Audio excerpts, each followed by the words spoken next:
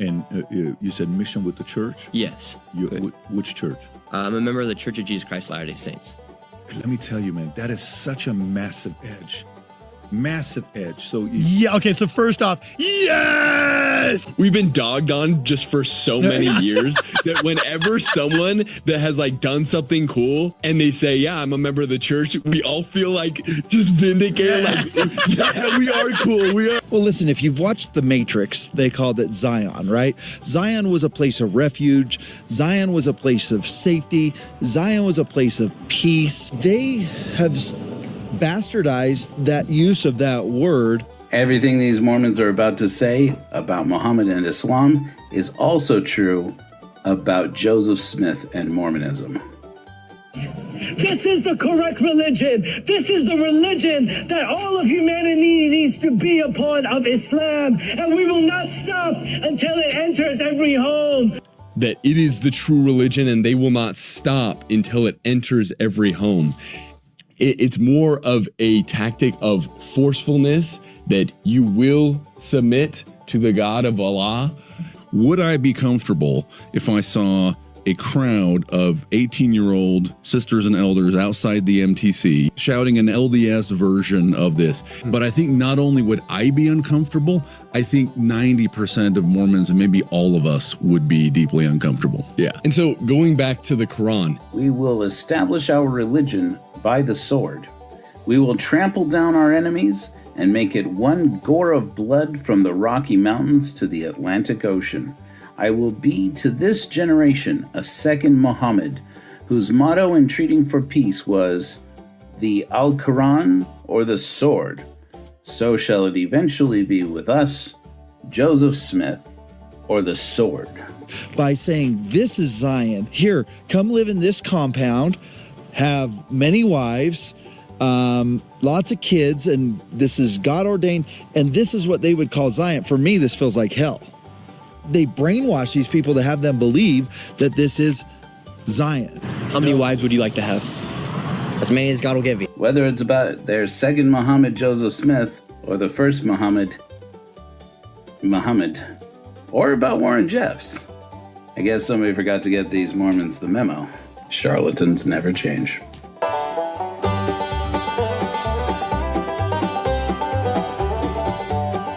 Big top goes up, preacher works the street. Come find Jesus at the meet and greet. Sell you heaven, then shake you from their feet.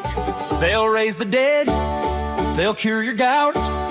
Pass the plate, take a pass on down, 'cause charlatans never change. Soothsaying in that holy name, fools burnt in holy flame. Oh, charlatans never change.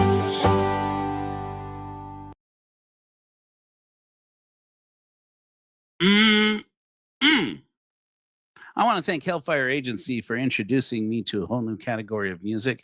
Can I just say that song, Charlatans Never Change, it slaps. I don't care the connotation, but what connotation you like there. This song slaps. At the end of our episode today, we're going to listen to the whole thing because I finally have a version of Charlatans Never Change, which was always a complete and full song I wrote, now available. Let's watch these Mormons rant about Nick Shirley. Now, first thing you're going to need to know is this Nick Shirley, like this Minnesota-Minneapolis thing, it's still going on, and I have some updates on it. But what was really important to me this week is how the Mormon podcasters and YouTubers are losing their minds over their new Tim Ballard, Nick Shirley. I'm going to put this video back up there. We're done. We're done being tortured and hurt and judged. This is the correct religion. This is the religion that all of humanity needs to be a part of, Islam. And we will not stop until it enters every home. Okay, so the people you see here are, I believe, Hayden Paul of Latter-day Saints and Dave Butler, who is a regular for, I'm going to be nice about Dave Butler. I'm not going to be nice about both you brethren, okay? I'm just going to say this here. I'm going to be nice. But they're watching some footage that did not happen recently, as far as I know anyway. This was a while ago. They're watching footage to commemorate during the swearing in of Zohran Mamdani, perhaps the most mild and passive Muslim in the world. So, of course, they have to show this clip while he's being sworn in as mayor of New York on a copy of the Quran by Bernie Sanders, who's Jewish, if you don't know. Just saying. Let's go on. I want you to repeat after me. I want to hear it in every single district. It should tremble. Brooklyn should hear it. The Bronx should hear it. La ilaha illallah. Muhammadan Rasulullah. There is no God worthy of worship except. Look at the fear on their face, on their faithful faces. Look at the fear. This is concern. And you know what? Not unwarranted. I'm going to say this, okay? Your resident atheist here, very concerned about Islam. Not my favorite. Not my favorite. It is not. But these guys, these Mormons, I don't think you guys realize how you take it off the rails and then start criticizing it as if there is something unique about what they dislike about Islam. Let's go on and watch a little bit more of this. Except Allah, the God of Jesus, the God of Moses, the God of Abraham, and the God of the last and final prophet Muhammad sallallahu alaihi wasallam. Says that that it is the true religion and they will not stop until it enters every home. And here's the thing that is just completely, what do we do as members of the Church of Jesus Christ of Latter-day Saints? It's more of a tactic of forcefulness that you will submit to the God of Allah. It's more of a tactic of forcefulness that you will submit to the God of Allah. Submit to you and pay the tax. This is, again, if I heard. Hi. So basically, you got this criticism that Islam is too vulgar, too vile in how it uses the use of force to try and expand Islam. Now, if you're looking at the history of any religion over the course of 2,000 years, you're going to find violence and war used for that. Now, of course, Islam, is arguably not nearly 2,000 years old. Actually, they, of course, feel differently. That's fine, but it's nowhere. They often will say that of the Abrahamic faiths, it goes. Everybody is Jewish. Everybody is a sect of Judaism. More Christianity is a subset of Judaism, a sect of Judaism, and then Islam is effectively a sect of both. But I'm sure there are a lot of Muslims in the world who would not care for that description. But it's so, it is alarming to those of us who grew up in the West, but that's because we grew up in the West. And I have to remind you, in last week's episode, I showed footage of a January 6th protester who has been pardoned, apparently. Well, I think they've all been pardoned now. Traveling around with a pulpit that literally had the words Deus Vult on it, which is a slogan from the Crusades that was used by crusaders while they were killing Muslims. So it's like to say that Christianity is innocent of this same logic is patently absurd. And I'm going to say these guys, they lean into their fundamental belief that there is a difference between Christianity and Mormonism and as opposed to Islam, and that's why they're really upset that Zohran Mamdani was sworn in as mayor of New York and on a Quran. Sister Apparently. Johnson and Elder Jones, right?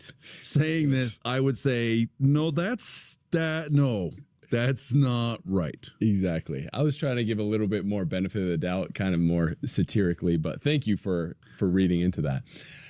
Okay, so I brought up this about Nick Shirley now, and Nick Shirley actually puts on his show, on his program, different points of view on the conflict between, for example, Muslims and Christians here in America, and particularly in a segment in Texas where Christians brought pigs that they were like throwing around and holding up and saying, "This is your," I won't even repeat it. It was the most Islamophobic, racist crap I think I've ever heard.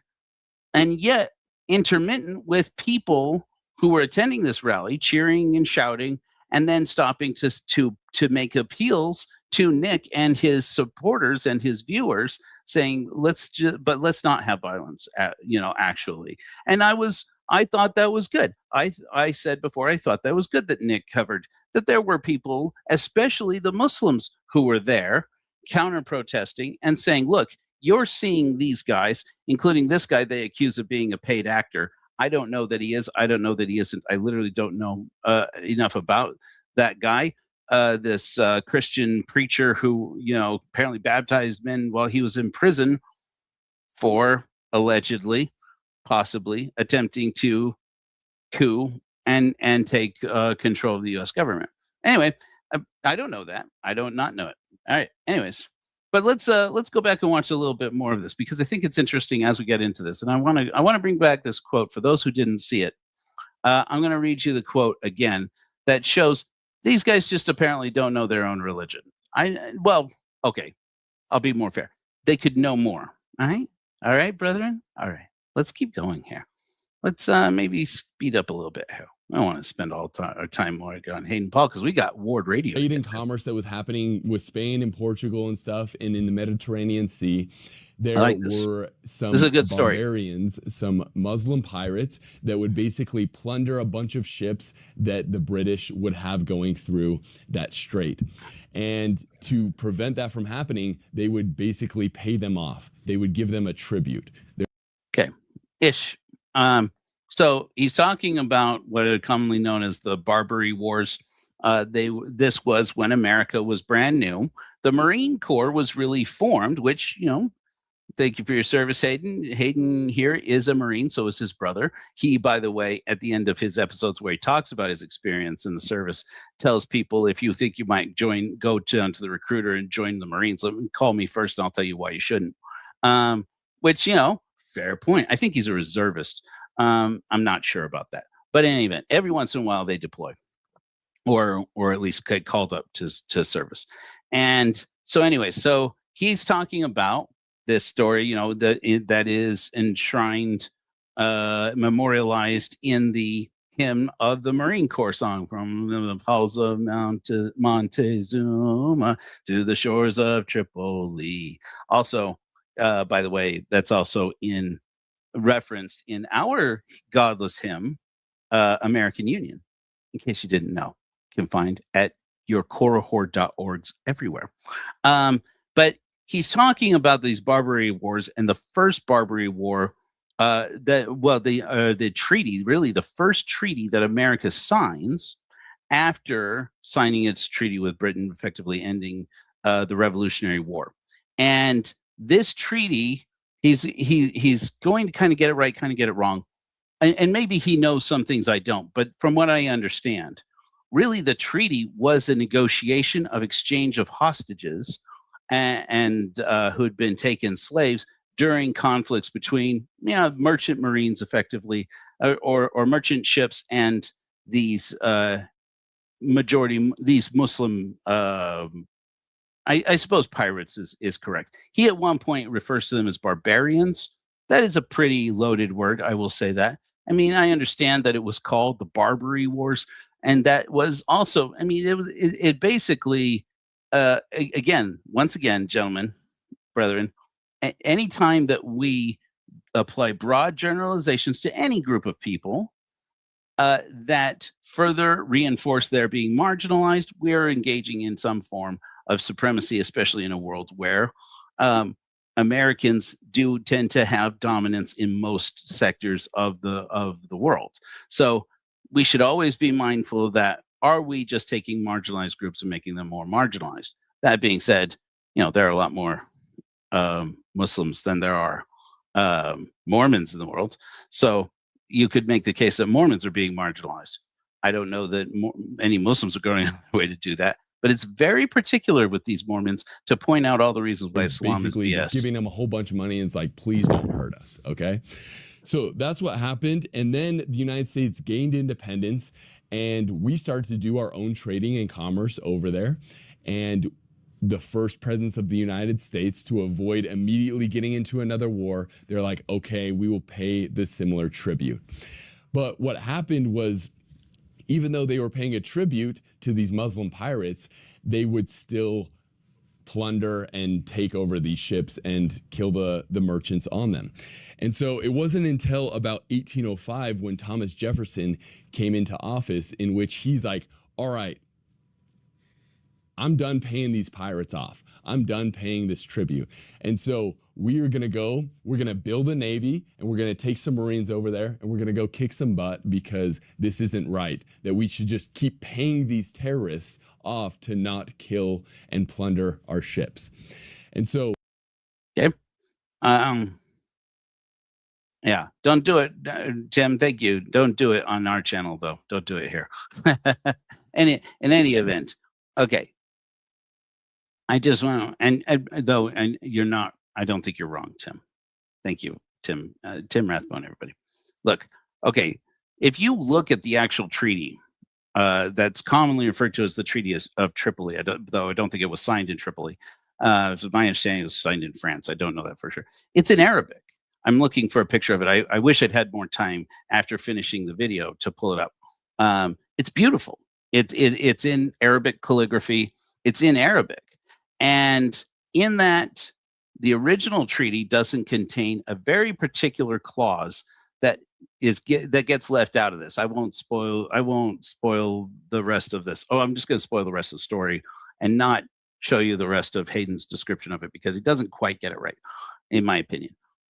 But this is important. Okay, this is what gets omitted from this story. There was a very important passage in the treaty that was signed to end the Barbary Wars. And that was not in the Arabic. They negotiated the exchange where America would give back hostages we had taken, they would give back hostages they had taken, and the difference would be made up for in money, mainly on our side because they had taken so many more than we had. And so America agreed to pay to get our sailors back and get our soldiers back. It wasn't a way of ending a war so much as a way of avoiding war, because the United States at that time believed that having standing armies was an oppressor's tactic. That's how King George had kept control over them. And so they didn't believe in having the equivalent of reservists necessarily. They believed in having militia.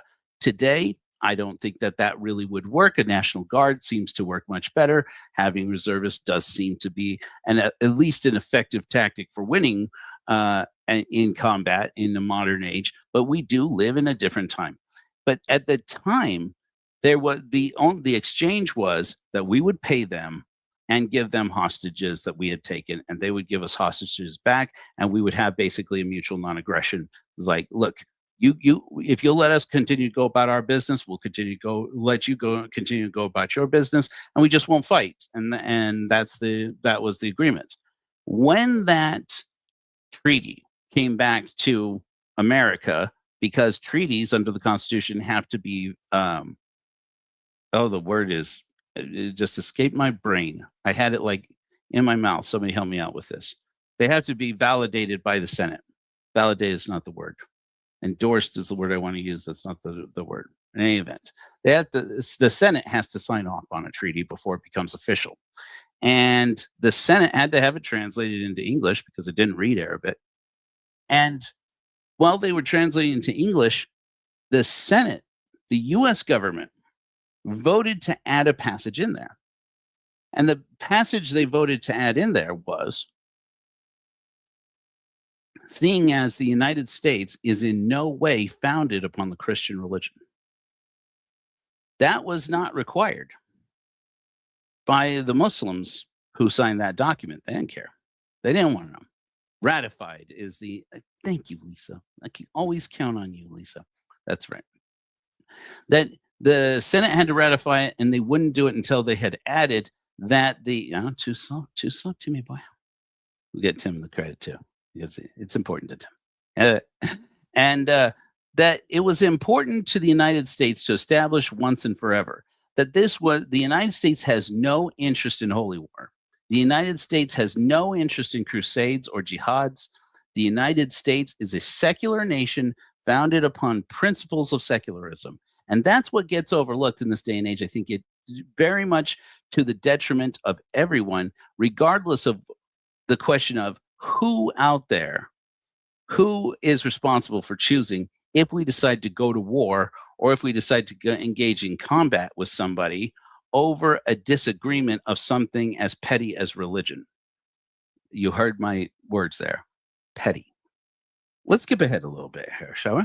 So it was a good exercise. Oh, but in any event, they were talking about how about how it would be frightening if there was any equivalent of that.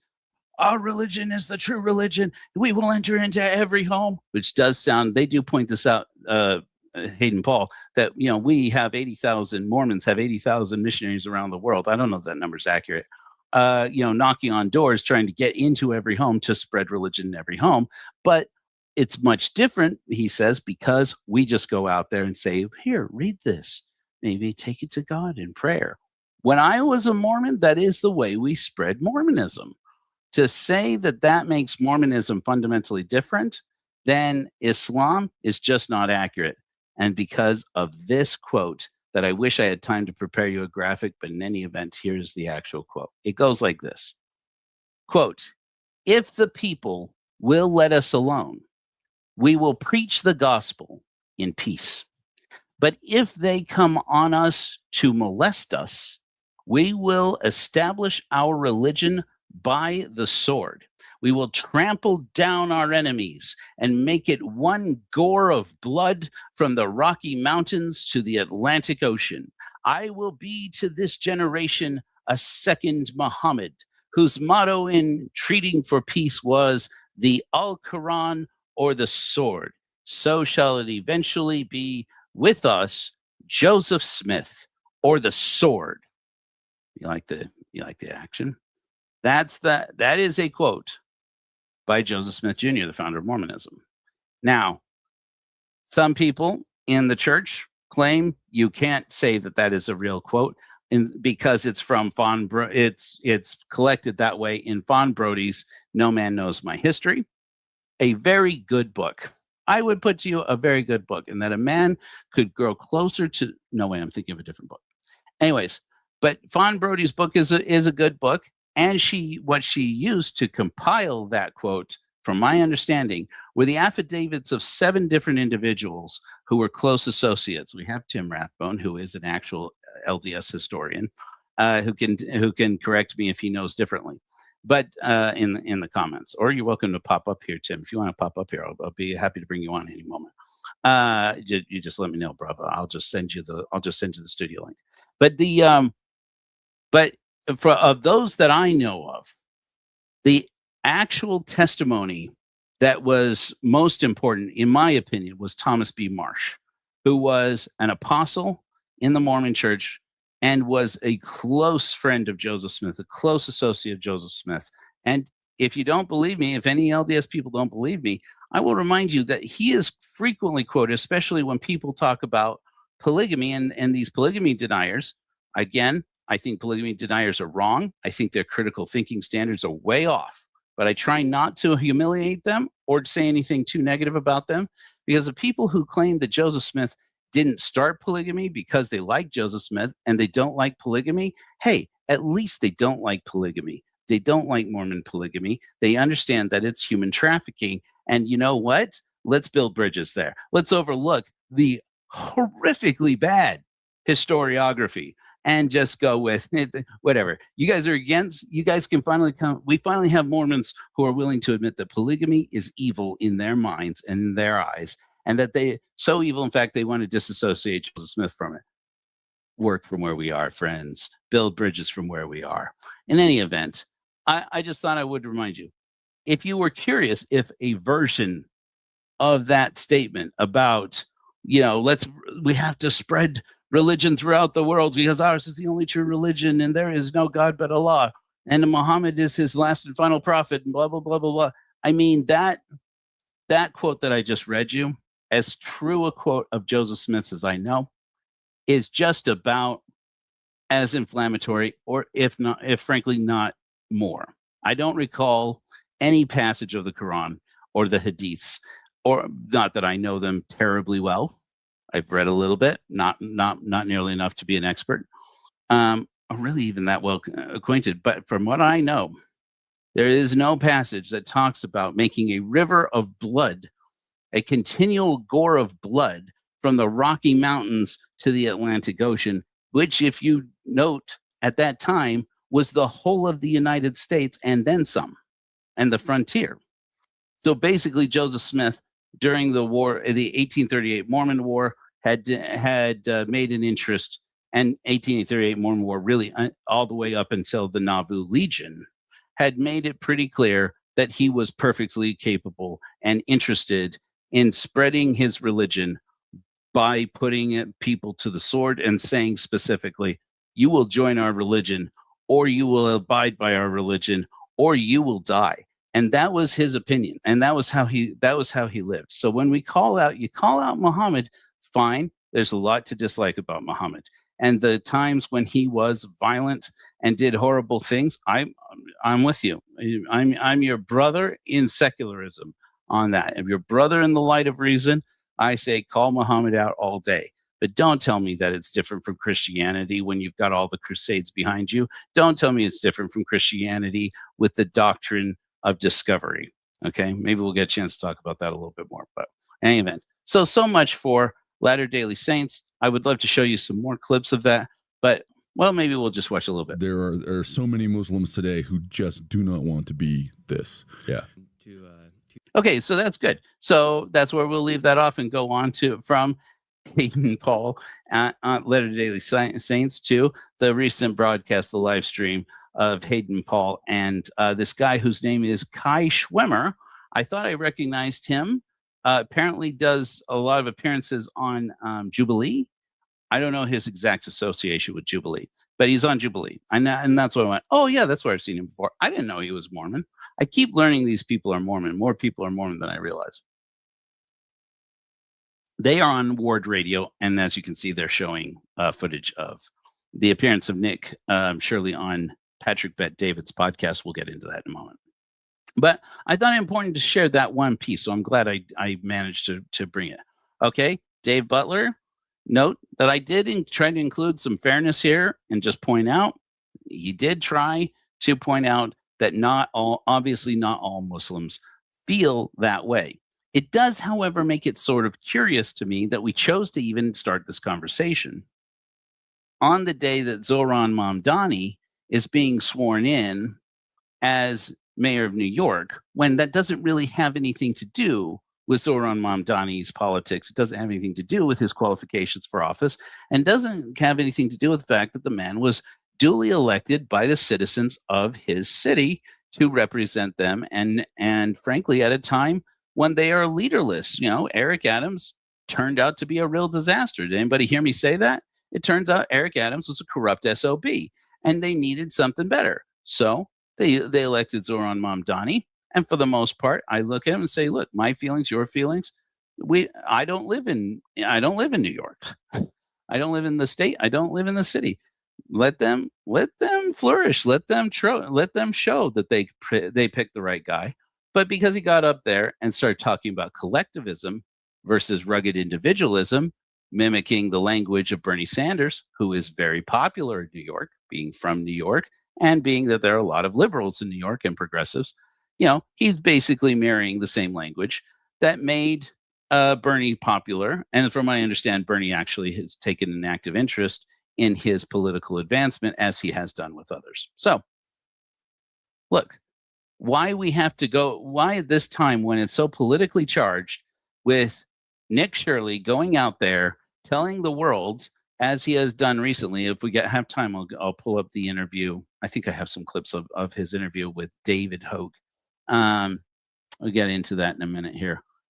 Every time that this conversation comes up about these daycare centers in Minnesota and Nick Shirley's expose about it that turns out to have been debunked. I am only one of many voices that came out to say, okay, well, this doesn't add up, doesn't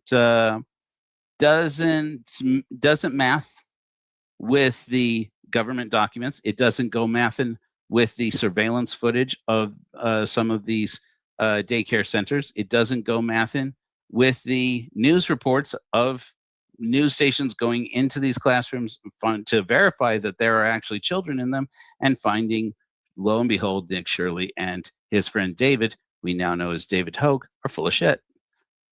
Okay, but it never fails that we have this conversation, but somebody turns around from the Mormon podcaster camp and says, and that's not Islamophobic to say. Okay, then don't say anything Islamophobic. And then they say something. And I'm just pointing it out. If you're afraid of Islam, you're Islamophobic. If you hate Islam, that's Islamophobic. And look, I wouldn't call myself afraid of it, but somebody could say Islamophobe to me, and I would look at them and say, you know what? If that's me, that's me. But at the end of the day, I'm an atheist. I don't say anything about Islam that I wouldn't say about Mormonism. I don't say anything about Islam that I wouldn't say about Christianity, although I do confess and admit not all religions are the same to me, and I don't consider them all equally dangerous. And I definitely don't consider Islam to be inherently more dangerous than any other religion in the world, nor do I feel it appropriate to paint with one broad brush every single person of an entire broad diversity of different kinds of religion. They're factions, they're different, there are sects, there are different ideologies that people from different regions of the world who are adherents of Islam adhere to. So anyways, let's go back to talking about Ward Radio. So last Friday, somebody correct my dates on this. It's been all a blur. This has been such a blur, guys. I still have another, at least one more, video to show you clips from. And like, I've been trying to throw all this together in a mad dash. Anyway, so this was Ward Radio. They had Kai Schwimmer and Hayden Paul on the show to watch a little bit of this interview with on Patrick Bet David. I'll just play a little bit of this and we'll get caught up. Exactly how I wanted to come back, what kind of videos I wanted to do. Where was the mission? In Chile, Santiago. And you said mission with the church? Yes. Which church? I'm a member of the Church of Jesus Christ Latter-day Saints. Let me tell you, man, that is such a massive edge. Okay, I'm just going to call bullshit here, okay? That Patrick Bet David had Nick Shirley on his program and didn't know he was a Mormon is absolutely ludicrous. Patrick Bet David, have your people contact me. You won't. And it's fine. Look, bullshit. This guy knows where his bread is buttered. And right now, especially with all the controversy between Candace Owens and Erica Kirk and this Tyler Robinson controversy right now about Charlie Kirk, we're seeing that there are actually a lot more Mormons inside the MAGA movement, and particularly in the Turning Point USA movement, than people wanted to admit, would have liked to admit. And a lot of Mormons are very connected, have personal network connections into this conservative universe. And so the very fact that Nick Shirley got put on Patrick Bet David's program tells me he saw an opportunity to leverage in on some of these connections. Patrick Bet David is a very conservative Iranian refugee, Christian refugee, who fled Iran, I believe, during the takeover by the Ayatollahs. I can't say that with absolute confidence. I will say this. The man has had Richard Spencer on his program. I'm not saying we don't ever platform people we don't agree with, but that you shouldn't. And he defended himself when he had Richard Spencer, the infamous neo-Nazi, the guy who famously came out to speak out against and rail against people who are so cruel as to advocate for punching Nazis, quote unquote. He said he had him on with Jewish people whom he apparently harbors strong dislike for, being a Nazi. And he said because we wanted multiple points of view, etc. But then I tell you, I turned it off. it was too much. There is, hey, come on my show and make a statement, or come on my show, let me interview you. And then there is, hey, let me push to everybody how much I think that you are not that unreasonable. And there are some ideologies that there has to be a line drawn that says, this is unreasonable. This before you can expose the sunlight, put sunlight on it, somebody has to come out to say, this is wrong. I oppose this. And not just, well, let's have a friendly conversation. You can have a friendly conversation, but call it out. So anyways, so he has Nick Shirley on. This does not mean Nick Shirley is a white supremacist. I covered before why Nick Shirley and other Mormons may be pushing white supremacy without even knowing it, right? Are you kidding me? Are you kidding me, Tim? Boy, oh gosh, I can't imagine. Wow, keep me on charge. Did this just happen? Anyways, yeah, exactly. Songs. I think I know what you're saying there, songs. But that's devastating, Tim. Keep me updated on that, would you? Massive edge. So yeah. Okay. So first off, yes. Let's go, dude. No hedging, no nothing, just loud and proud. That was awesome. This is what I'll say, and Kai and I were talking about this a little bit before the stream. I think we've been dogged on just for so many years that whenever someone that has like done something cool of like notoriety at all, and they say, yeah, I'm a member of the church, we all feel like just vindicated, like, yeah, we are cool. We are just like, he's the GOAT of all time for that. Yeah. Zero. And what I love is Patrick Bet-David. Okay. I'm trying very hard, brethren, to not have my feelings hurt that you're not mentioning that your boy Exmo Joe served a mission in the Peru Lima North mission, returned with honor 2 years. What? Where's mine? Where's my guys? Just because I'm now an atheist and the head of the Church of Korhor, no, I don't get any praise. Why aren't you happy about my having been Mormon in the past? What happened to us? Okay, I'm just gonna say this. Okay, so this bro fest is like gross, right? Can we just say that it's gross? But give them their thing. They feel macho, and they feel like they are right and vindicated, even though it's been debunked. These guys are making all this up. We're going to hopefully get to talk about the updates on this whole Minnesota daycare center that I was hoping to do a great episode this week of Charlatans Never Changed. It was just basically run off on Nick Shirley again. Charlie, I keep calling him that. Nick Shirley. I am sorry. I'm trying to be good. Oh, let's take this caption down and put up Word Radio. I don't think I have one for Word Radio. Oh, Ward Radio, you have made it onto my list. I don't know. Is somebody find out their handle? Is it Ward Radio? We'll just call it. Let's call it YouTube. Ward Radio. Cardinellis. What do we call it? Cardinellis Fan Club. Cardinellis Echo Chamber.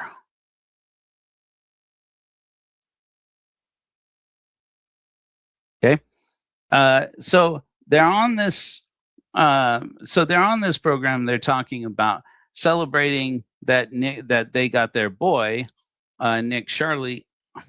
Nick Shirley. Shirley, you must be joking. Shirley, his name is Nick Shirley. I'm going to get it, you guys. I'm going to get it. Was on this podcast when that really, I mean, I'm sorry to tell you here, brethren, it's not quite the flex that you want it to be.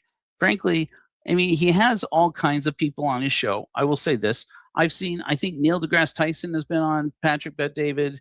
I've seen, and I like him quite a lot, obviously. One of my favorites, I think he identifies as agnostic. David Pakman has been on there, gave a great showing. I think David's amazing. Amazing progressive in any event. Very cool stuff. But, Nick Shirley being Mormon and being on Patrick Bet-David, it's not quite the impressive thing that I would think. But these guys are really celebrating it, in spite of the fact that they're going to get into some pretty heavy topics here. where if I were still LDS, and had sentiments like mine, I wouldn't want somebody talking about the church this way. Well, that's just, it's an average day, an average walk in the park. But maybe that's why I've been excommunicated. In fact, it is, in fact, why I've been excommunicated. Oh, another totally awesome epic-based guy is a member of the church. Par for the course. Not even surprising anymore. Have you seen the new merch Nick Shirley's got of the Quality Leering Center 1-800-FRAUD? That is the most savage troll. Dude, they're never going to live that down, bro. I wasn't going to do this. I launched a new version of our Godless hymn, Lick My Cupcake, today. I think it's pretty badass. I think you guys should go check it out. It's in our YouTube shorts. It's on my TikTok. It's on korahor.org.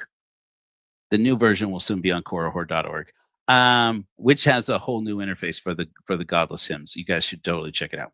In any event, soon we're going, if you guys want to talk about epic trolls, we're going to start selling again the t-shirts that say licked cupcake and lick my cupcake. And we're going to have ladies tank tops, like the old fashioned ring tank tops. You're going to love it. Anyway, we've decided we need to move some revenue into the Church of Korahor. Donations are of course always welcome, and hopefully will be the lifeblood. Memberships and donations will be the lifeblood of our movement.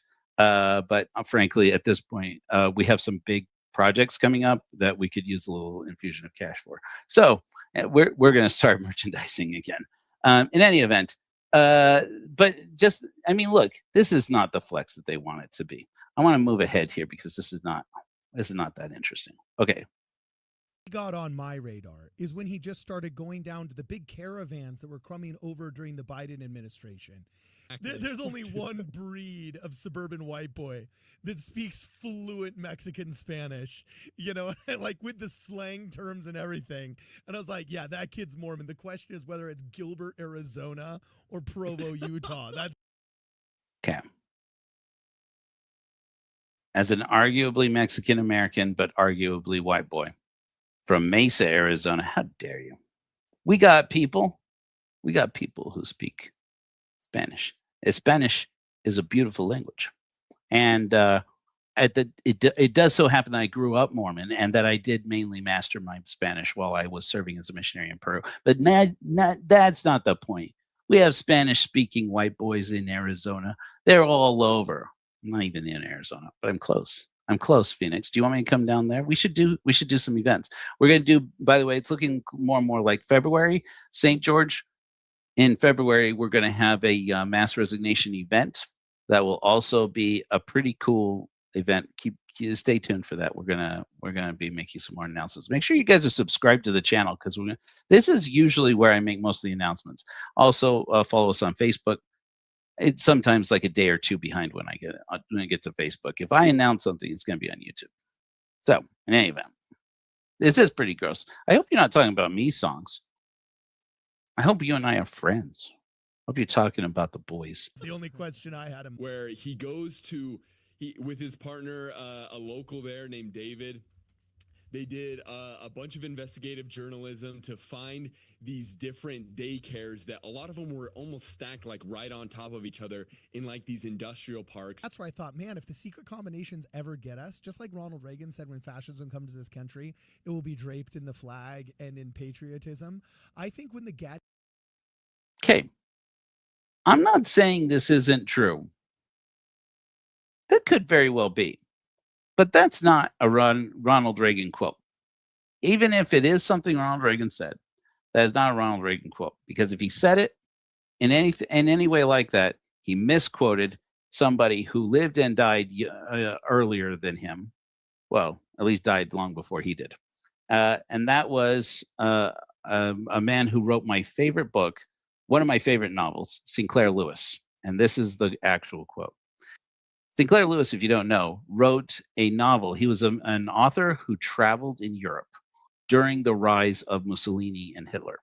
And he saw what fascism had done. And he saw early fascism when a lot of people were still in love with it. I don't know if you know this, but there are reels of Mussolini speaking in English, where he sent reels to the United States to be played in movie theaters and cinemas, as they are known elsewhere, in theaters, to appeal to people, to Americans, and say, "Come to Italy. We know you love what you see here." And he would have like people. They had like footage of like Italians bringing sheaves of wheat out to the road and smiling and waving. There's food in Italy, which during the Great Depression was quite appealing. And this was a theory, a political governance that seemed to, its time had come in the minds of a lot of people in the world and even here in America. But there were high-minded people in America, liberals, who wanted to say, as we, liberals call each other out. I don't really consider myself a liberal so much as a progressive. Call each other out. We should call each other out.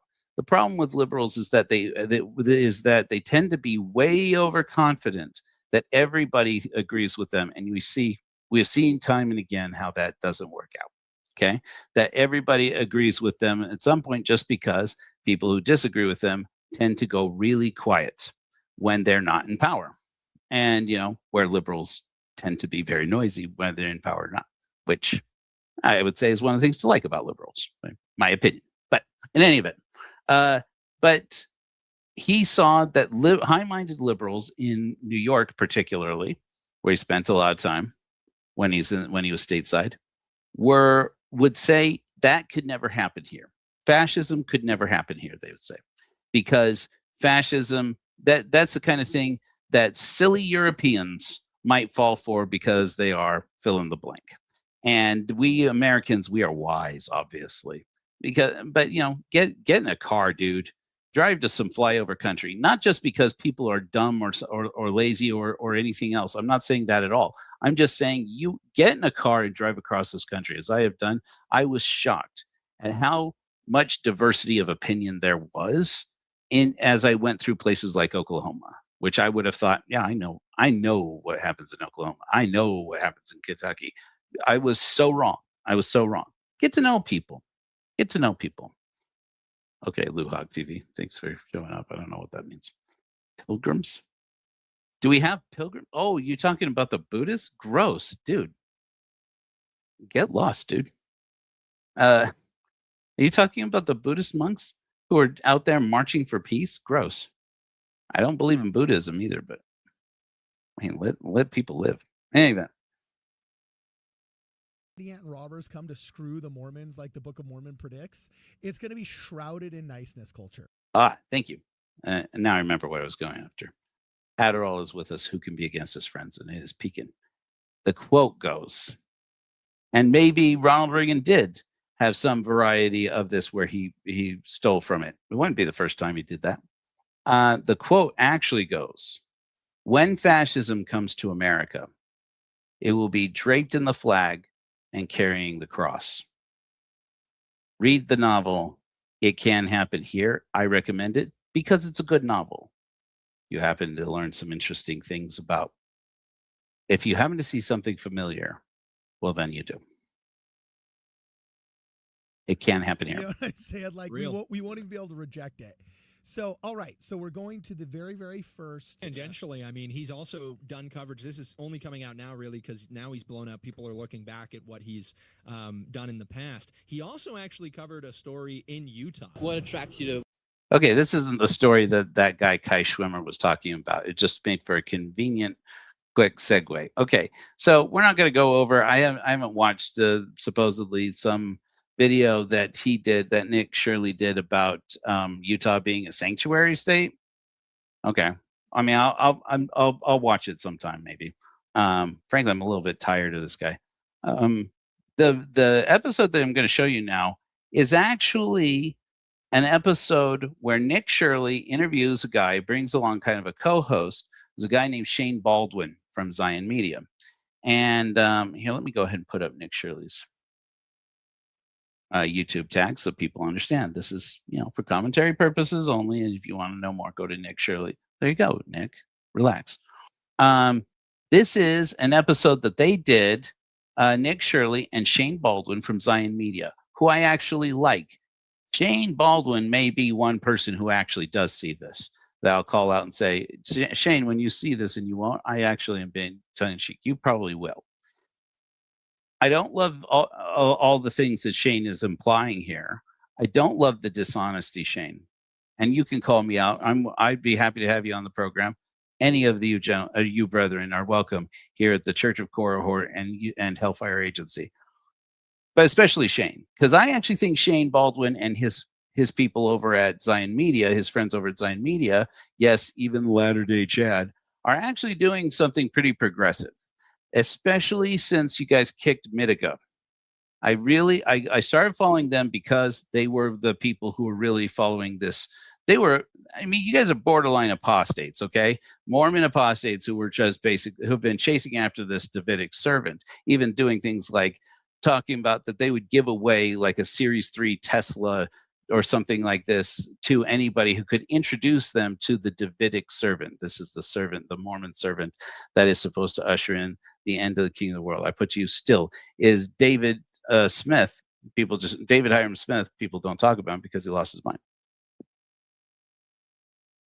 In any event, but they are going to do a pretty dishonest coverage because this is what Nick Shirley does. He does BS coverage where he raises up the stakes to get a whole bunch of people riled up, in hatred of a group of people. I think probably this one didn't work quite as well. The place where they are is Colorado City, also known as Hilldale, Colorado City, Arizona, Hilldale, Utah. They went to basically the town that's been devastated not only by Warren Jeff's FLDS cult, but also, Luhak says pilgrims landed on Plymouth Rock. Okay, Luhak. I recant my chastisement. Sorry. Those of you who don't know, this is over on the mobile chat. You're welcome here, Luhak. Welcome. So they went down to Colorado City to interview the people who are still living in Warren Jeff's main polygamy town, since Warren Jeff has gone to prison. What is this, like 10 years ago or something, I think now? 2016, I want to say, yeah. So, and they did some interviews down there. Some of the interviews are interesting, although I don't know that they're big news anymore, but I don't know everywhere in the country. Multiple sister wives. I've got to go. One reason. Sisterhood, companionship. How many sister wives do you have? I'm not going to answer that. No? Are you guys FLDS? I think he abused his power. Well, he did definitely make. Okay. So, those sisters that he was interviewing, polygamists are famously quiet and, well, at least in the presence of Gentiles. That's everybody who's not part of that group. The FLDS, they know they've been trained well from their youth to know that the world is the beast, and especially the government is the beast. And that's why you want to talk about fraud, and you don't want to talk about Nick Shirley's family engaging in fraud. That's a whole episode I just decided not to do. You're welcome. If you want to talk about fraud, taxpayer fraud in Colorado City, Arizona was rampant for decades. These people took $8 at one point. At least this is the way I remember it from the book, from Jack Krakauer's book, Under the Banner of Heaven. It was estimated that they took $8 in federal aid for every dollar they paid in taxes. And they actually talk a little bit about this. I don't think I clipped it into this clip. They, to their credit, Shane Baldwin points out, he's like, you see how many houses don't have doors on them? They just have like plywood up against the door. That's because they learned that they wouldn't have to pay property taxes if the house is unfinished. And the state of Utah knew, the state of Arizona knows that they are, that they're abusing the property taxes that way. They call it bleeding the beast. Thank you, Songs. Songs knows the stuff. Songs is brilliant, you guys. We get more content with Songs of our own. That's exactly right. They call it bleeding the beast. That was taking welfare and taking federal aid and state aid, just like these centers in Minnesota, the daycare centers in Minnesota. Is there some fraud in the system, daycare system in Minnesota? I'm sure there is, just as there is everywhere. And you're welcome. And but in Colorado City, it was systematic. There's no question about this. We have the internal instructions from the FLDS saying that all these women who are supposedly married need to go in and file as if they are single mothers so that they can qualify for food stamps and they can qualify for WIC and they can qualify for all these other things that are available mainly to victims of domestic violence or women who are single mothers, etc. And then it was so bad before the state government passed laws saying, well, look, we'll just decriminalize polygamy here in Utah, not saying that the government is going to solemnize polygamous marriages, but at least so that if somebody is in a circumstance where they are in a polygamous marriage, they can go to somebody and tell them and not fear that they'll get in trouble. And then all of a sudden, we've seen more people. They say there have been more people who have left the FLDS cult because of that one decision than any other. Even the Utah state government can it's like a stopwatch. It can be right twice a day. All right, here we go. So I thought it was interesting that Nick actually did go out there and interview these young men who are very nervous. They're young men from polygamous households and polygamous families, and one young woman. Made polygamy go down and how it was looked at around the world because he violated it. Oh, the question he had asked them was, how do you feel about Warren Jeffs? First young man said that he abused his authority. The second young man is now saying that he damaged the world's opinion of polygamists, and that was his sin, which I thought was a very telling thing. I want to go back. I want you to listen to this again. I without me stepping all over it. Sisterhood, companionship. How many sister wives do you have? I'm not gonna answer that. No. Are you guys FLDS? I think he abused his power. Well, he did definitely made polygamy go down and how it was looked at around the world because he violated it. And what did Warren Jeff do to violate polygamy, and what ultimately got him put behind bars? In a few decades, their cult leader, Warren Jeffs, at one point was on the FBI's most wanted list and now leads his church from a prison cell as he receives his revelations for what is left of his 80 wives and the remaining followers as he serves a life sentence after he was convicted of sexually assaulting 2 underage girls whom he considered his spiritual wives. Today, I'm taking you deep into the FLDS. And joining me is a fellow member of the original LDS Church, the Church of Jesus Christ of Latter-day Saints, who is a host of a popular podcast called Zion's Media, who will help explain in depth the history of. Okay, good. Just going to lead this next part off with this. Good show. I'm. Yes, it gets gross. It gets weird and gross, and frankly, a little culty. Forgive me, brethren. But Zion Media is interesting for me because it's an experiment. Shane Baldwin's program. I got involved in and started watching him to hate watch Chief Mitika. No updates if you either know Mitika or you don't. And now that Mitika is out of the picture, I think that they're more interesting than they ever were. And I will say this: these guys, they get on the verge, the edge of a new kind of Mormonism that's frankly, from an apostate, I'm just going to say, kind of apostate. It smacks of apostasy, but it's quite interesting the way these two men talk about the LDS, the Latter-day Saints, as if they are not both Mormon. Both of these guys are Mormon, but he tries to take a journalistic integrity approach to it, even though Nick is plenty proud to tell the whole world that he served a mission in Chile, that he is a member of the Church of Jesus Christ of Latter-day Saints. Don't play it off sometimes in the video like you're an objective opinion. These guys are both lying for the Lord. You're welcome to come in and tell me otherwise. Either that or they just don't know their own history and they don't know their own story. But Shane's, I will say, Zion Media, worth looking at, because here's the thing that's interesting about it. You're not going to be convinced, at least I don't think so. You're not going to be convinced by what these brethren have found some new variety of Mormonism that appeals more to you. I don't think. Maybe you will. And blessings to you if that's the case. But what they show to me is what was exciting about Mormonism to begin with. If you look into the history of Mormonism, early Mormonism, everybody was a prophet. In early Mormonism, people were not just receiving revelations for themselves.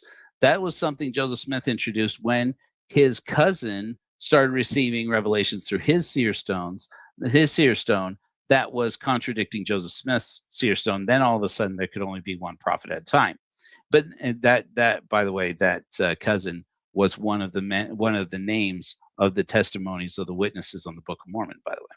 And Joseph Smith ordered him to destroy his seer stone and destroy the revelations he received with it, even though his confidant and friend, and eventually the man he excommunicates from the church for claiming that he was committing adultery with Fanny Alger, Oliver Cowdery, believed that cousin's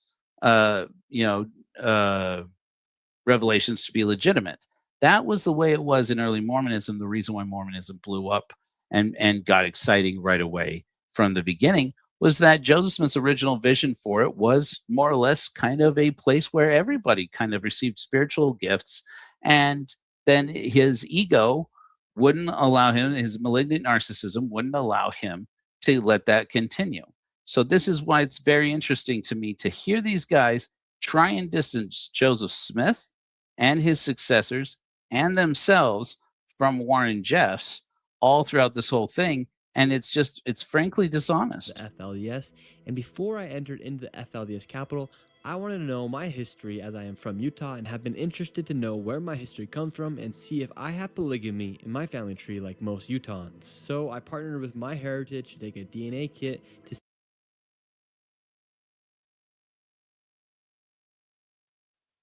Nicholas, do you think any of us are going to buy into that your DNA is going to show that you have polygamy in your history, or that a Mormon kid has to go to his DNA through a sponsored link to MyHeritage in order to learn that he has polygamous in his family history? Dude, that was a stretch. I get that you got to make your bones. I get it. But that was gross, dude. By the way, from my understanding, MyHeritage, pretty much everybody who gets on MyHeritage finds out that they're mainly European, because apparently most of their samples come from Europe. I don't know that to be the case. It's just what I heard. see where my DNA comes from and to track down my family. 128, room 129. Hello? This house, church, whatever it was, packed full of rooms. This is just a sex house. Room 128, there's ample. You gotta love the music. I also do it. Yeah, you gotta put spooky music in. If you're gonna do like true crime type of stuff, you gotta put the spooky music. But here's the thing. Here you got these guys that are playing it off. This is like the daycare center thing. This is why this bothers me a little bit. Is it to go and set up a stunt like this? I get that there's only so much content to make out there in the world, brethren. But to go out there and to say oh, we just happened to go into one of these buildings where Warren Jeffs used to keep his wives, and we're going to see if there's anybody. Of course, there's nobody living there, or that if they know that it's a sober living facility, and they're going to go around to the empty parts of it, because how many people could possibly be there? And frankly, most sober living facilities, I mean, I don't know. I don't have the data to back that up. So I have some experience not with living in sober living, thank goodness, yet as of yet, but I have seen some of the inner workings of sober living, and it's a mixed bag. Apparently there are some really good ones, but there's also a lot of it is pretty sketch. It's pretty sketch. What is this place? Dude, this is just a sex house. This is like where they would house all of their wives. And I don't know if it was by lottery, but he's like, 128's up. And he would go in there, and I don't know how many kids Rulon Jeffs has and Warren Jeffs has, but it's hundreds and hundreds, I'll bet. Can you imagine these hallways used to be filled with Somebody scrub my brain of Warren Jeffs wandering through his sex house and going 128's up. Oh, why'd you got to do that, Shane? Kids running around. Oh my gosh. I feel so sorry for these. Like, who lives like this? I'm getting dizzy in this place. And these halls just keep going. Now we're back to room 5, but we're on the 2nd floor now. Hello? It feels like a church. I mean, Okay, does anybody else notice what I'm noticing here? Anybody else see what I'm seeing here? The comments that are being made here while they're doing this. Oh, it seems so creepy. Can you imagine little kids running around all over through here? It's got like a weird vibe. It feels like gross, but it also kind of feels like a church. And it's like without saying, it feels like our church. It feels like our history. It feels like, if you have history like this. I'm going to mention this because it's going to become relevant here in a minute, okay? In the conversation that these brethren are going to have, okay? The guy, Shane Baldwin, did I say I like this guy? Generally, I like this guy, okay? And I appreciate that this man has done his time. A lot of this, Nick Shirley's whole thing mainly is about immigration and fraud and exposing this, right? And the guy he's walking around there with is proud to identify himself as, quote unquote, the Mormon Wolf of Wall Street, because he wrote a book. This looks weird. That he wrote a book about how he basically converted to Mormonism while he was in prison after running a real estate scam, a real estate fraud in Salt Lake. And so that's important to keep in the back of your mind as they start talking about what's going on here. They're going to start talking about Warren Jeffs and so forth. Every time that they do this, I just want to point this out. Anytime you say you base somebody's credibility on whether or not they have been an inmate or whether they have been whether or not they have been a criminal in the past, okay, that's where your feelings are. That's where your bias is. But let's check for critical thinking here. Let's check for our bias and say, okay, a person can go to prison and be a good person. It's totally possible. It happens all the time. A person can go to prison and be smart. A person can go to prison and not be wrong about what they believe in. Remember that some of the best writing, frankly, ever was done from Birmingham jail. Okay, so not everybody who goes to jail or prison is a bad person. Warren just happens to be the exception. But when you start to throw, who is in prison now? This is where we start to expose the bias. How are you? Good, how are you? Is this sober living? No. Is it just rooms for rent? No. This is for, like, an apartment. What was this place? It was a house. Oh, wow. It feels like a church or something. For Warren Jeffs. Somebody should look into this. It says it's sober living, but she just said it's apartments. It's just apartments. And she looked like she was, like, not doing well. Personally, she was all, like, huddled up in a blanket. It smelled weird in there. Like, I got bad energy. Yeah. I got heartburn right now. And so whenever I get heartburn, I'm like going, okay, there's something not right here. We know that Warren Jeffs probably inherited everything from his dad, so this is one of his places. We know lots of things did go down here, according to the allegations of Warren Jeffs. So, like, I personally don't feel that great in here, like the spirits or whatever. Okay. Hi, Nick. You ever been to the Beehive House? You ever been to the Salt Lake City Temple? You ever been to the Endowment House? You ever been down into the St. George Temple down here in southern Utah? Polygamous marriages took place all over there. And they involved women of all ages, including some who were not women, who were young, who were girls. Look up Lorenzo Snow, buddy. You think that there's going to be a lot of claims you guys are going to make here. Okay? Joseph Smith was just the beginning, but Joseph Smith was the beginning. Fanny Alger matters. I grew up, I'm just to say this as an aside before we go and we fast forward a little bit to this next part where they talk about Zion, Shane's favorite subject, one of mine actually too. Um, oh, I don't know about that song. So that's a good point. Maybe that's true. I'll have to look into that. I'll have to look into that. Anything you can send me. Song sends me great stuff. It's great research. Um, but oh yeah. Any Mormons, ex-Mormons in the chat right now or in the comments, in the future, don't tell me what happens. I don't want to know. Hop in there to mention if you agree.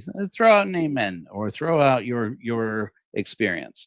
I grew up having heard the story of Joseph Smith being tarred and feathered in Hiram, Ohio, and while he was staying in the Johnson family home. And we were always sold, I was always sold on that. The reason why Joseph Smith was tarred and feathered by his neighbors, who weren't even really his neighbors, he and his wife and children were staying in the home of the Johnson family. And while they were there, my understanding is that they were looking at the possibility of establishing a temple out there. I'm not sure how true that is. That's what I remember off the top of my head. But that the reason why they tarred and feathered him and Sidney Rigdon was because of Joseph Smith's strange beliefs and his strange claims about the Book of Mormon.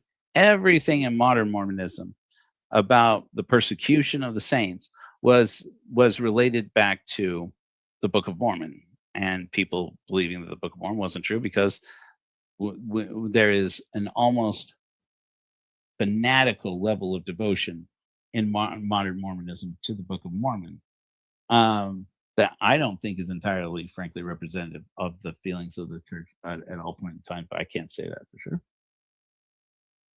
When in reality, at least some reason exists to believe that a man named Eli Johnson, who, as far as I know, I don't know if anybody knows who he is, if he really exists, but at least somebody in the Johnson family had conjured up or led this rabble, this mob who dragged Joseph Smith out into the middle of the night on the night that his son, John Murdoch Smith, fell sick and then eventually passed. It's a very sad story.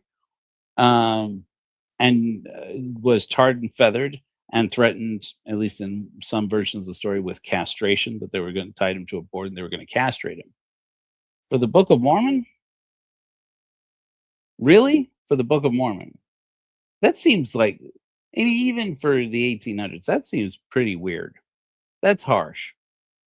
It's not until later in other drafts, from what I understand about the story, that the Johnson family, that at least somebody in the Johnson family knew that Joseph Smith was having an affair with Miranda Johnson, who I believe at that time was 14 years old.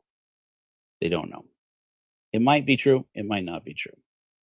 But there is at least enough to say there had to have been some suspicion, because Miranda Johnson, who was just a young girl when Joseph Smith was at that home in Hiram, eventually does marry Joseph Smith, and in probably one of the most controversial plural marriages of Joseph Smith. Somebody call me out. Am I wrong? This is Orson Hyde's wife eventually. And if you know, you know. So this is before Fanny Alger, from what I can remember. So, right, this is like 1832, 1833, something like this.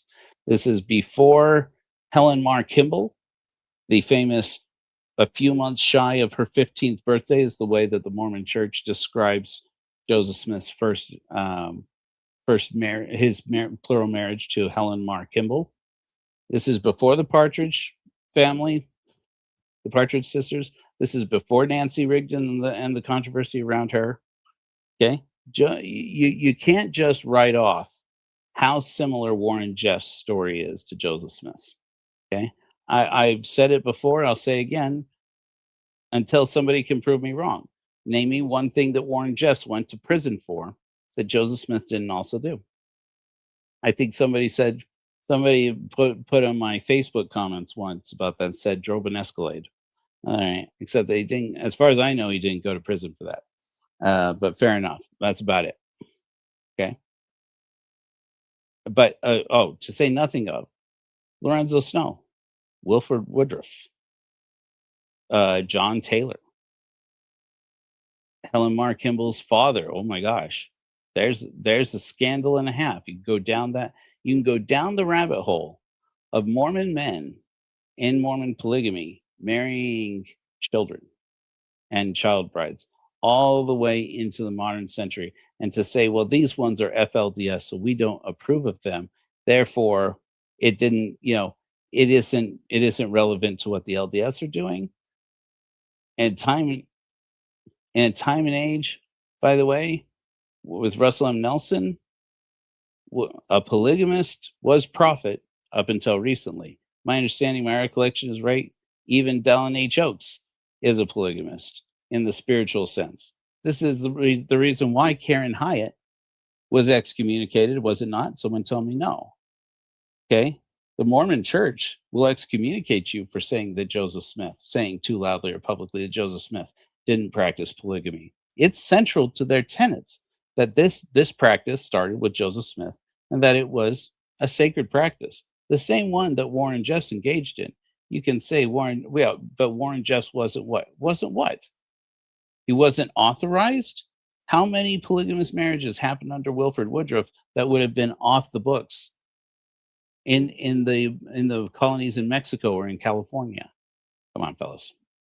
Let's keep honest. That's a little preview to where we're going here. Is it weird off in here? Whatever is going on here is right? off. Yeah. And so, but think about it. This could have been a place where children were molested, raped. Totally. This could have. There's some stuff that went on here, and you and I are both feeling like uneasy. The vibes were not there. Vibes are not good. But Warren Jeffs, Rulon Jeffs. I mean, they were the prophet of the FLDS. And look at the compound that they built out here. Yeah, they were like the kings of this town. They were literally like that. This was their kingdom. They were the kings, even though they were the prophets. So they used religion. Okay. Let me finish. As a way to acquire all of this stuff. So all of the members were giving them the money, and they were building all this stuff. They had plenty of wives, and they. Okay. Once again, did anybody hear any of this? Amanda, hi.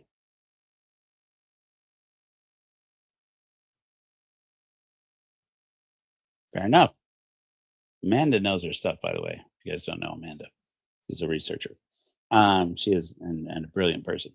But I will say this. What did you just hear Shane say about the kings of Colorado City that wasn't true about Joseph Smith and the brethren, particularly in Nauvoo, but to some extent going back to Missouri?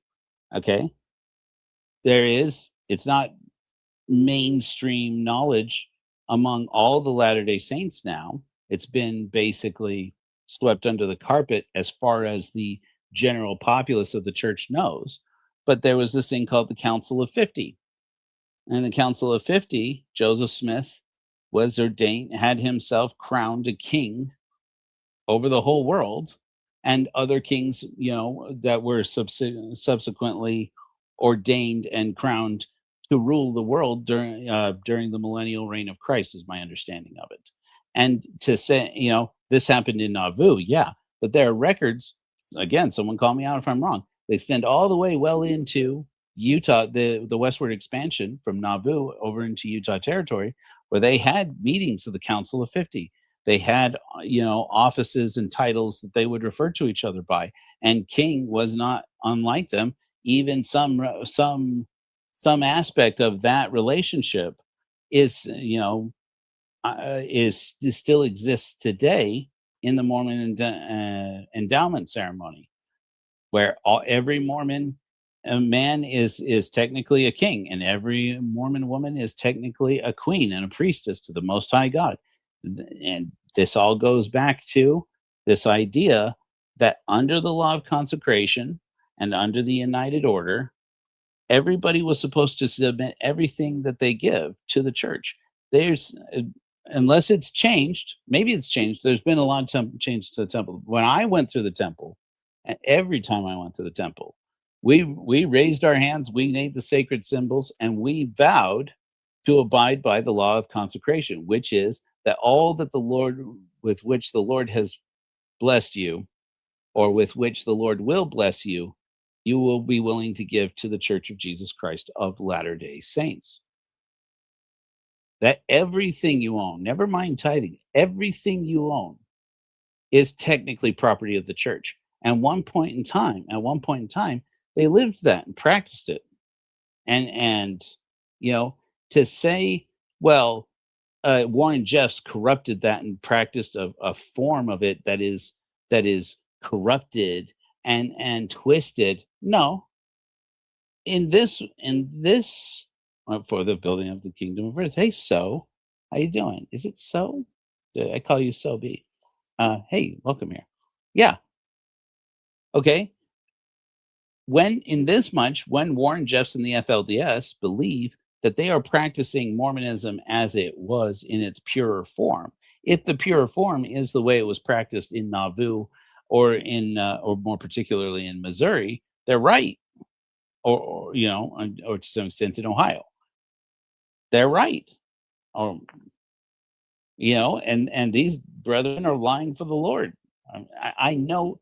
Okay, I don't know. I strongly suspect both of these men, these brethren in the Lord, know that this is true. They know a lot of doctrine. Doing it all in the name of God. And Shane, what does Zion mean for somebody that's not well known with the LDS religion or with the faith of Mormonism? Well, listen, if you've watched The Matrix, they called it Zion, right? Zion was a place of refuge. Zion was a place of safety. Zion was a place of peace. And they have bastardized that use of that word by saying, this is Zion. Here, come live in this compound, have many wives, lots of kids, and this is God ordained, and this is what they would call Zion. For me, this feels like hell. But they brain. Me too. I would feel the same way though if I'd have grown up where Mitt Romney's dad, George Romney, grew up in Mexico in the Mexican colonies. I would have polygamous colonies. I would have felt the same way had I grown up in Cache Valley, Utah, where my family's from, at a time when my great uncle Joseph Lafayette Rollins became a politician who left the church over his father's being forced to practice polygamy, and eventually went to negotiate the end, at least a legalistic end to polygamy, to get statehood for the state of Utah, which at one point in time, Brigham Young, from what I understood, said he didn't even want. Watch these people to have them believe that this is Zion. This is not Zion. Isaiah. Isn't it though? I mean, by Mormon doctrine, is it not? It talks of Zion being a place of peace, of refuge, of safety, where God dwells, essentially. Feels more like a place of torture here. Yeah, it does. I've got to go. One reason.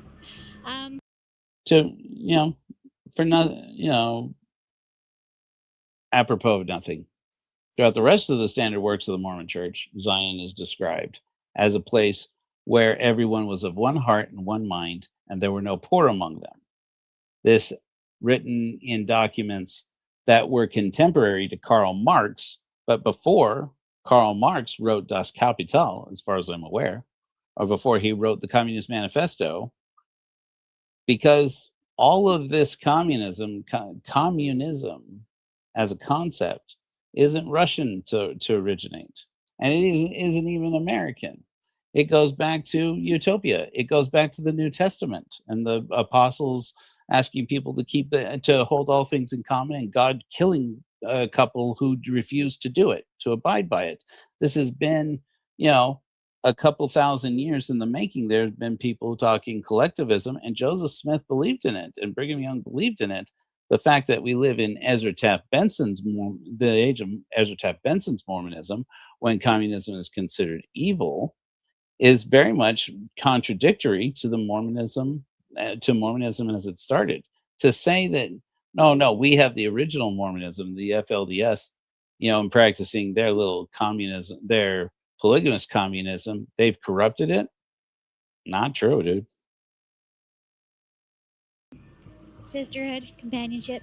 How many sister wives do you have? I'm not gonna answer that. No. Are you guys FLDS? How many wives would you like to have? As many as God will give you. And do you one day want to be married to one man with multiple wives? Yes.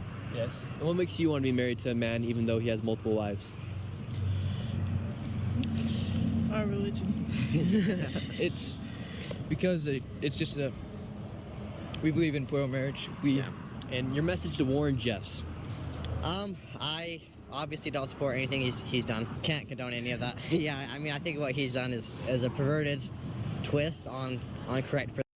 These kids are all feeling really called out here and really put on the spot. Nick, I don't know about this, man. I don't know that this was smart. I'm not going to say otherwise. I mean, it's interesting content, but frankly, what is he going to say? Oh yeah, no, I support everything. Okay, sorry, did you go and see the gentleman in the patrol car over there? I mean, what else is he going to say? Of course, that's what he's going to say. And these kids, they feel really pressured, obviously, because they've been raised their whole life to not be ashamed of being polygamous, but to also not cast their pearls before swine. And Nick Shirley, LDS boy, with his YouTube channel and his phone and his little microphone, that's definitely, this is definitely writing the gray area of their, wanting to be proud about their faith, probably, maybe, but at the same time having to be careful to protect their community and their families. I think he abused his power. Well, he did definitely made polygamy go down in how it was looked at around the world because he violated it.